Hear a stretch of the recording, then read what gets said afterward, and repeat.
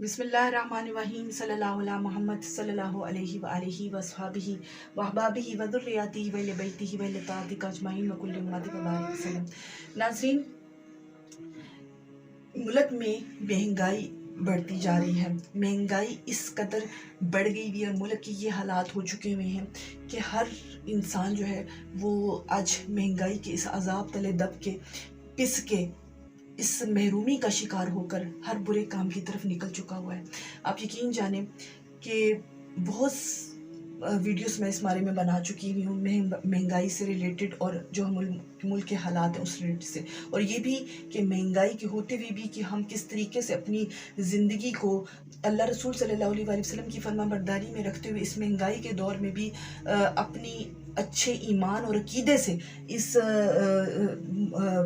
زندگی میں، اس دور میں بھی اچھی زندگی گزار سکتے ہیں۔ جبکہ ہمارا ایمان، ہمارا توکل اللہ پہ مضبوط ہو تو یقیناً ہم اس مہنگائی کے دور سے بھی آسانی سے گزر جائیں گے، اور ہمیں اللہ بھی وہ سب کچھ دیتا ہے جس کی ہمیں طلب اور ضرورت ہوتی ہے۔ وہ الگ بات ہے کہ اللہ آزمائش بھی اپنے بندوں پر کرتا ہے تاکہ ان کا امتحان لے کر جانچے کہ وہ میری اس آزمائش پہ کس طرح سے پورا اترتے ہیں، آیا وہ ٹھیک رستہ اپناتے ہیں، میری طرف رجوع کرتے ہیں، رجوع اللہ ہو کر اللہ کا قرب پا کر اس دور میں صبر شکر کے ساتھ اپنے ایمان کی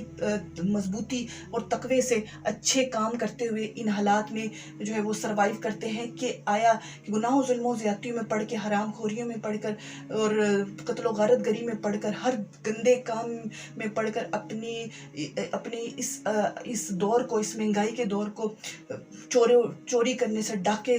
کرنے اور لوگوں کا مال جو ہے وہ ناحق جو ہے وہ ہڑپ کر جانے سے، اور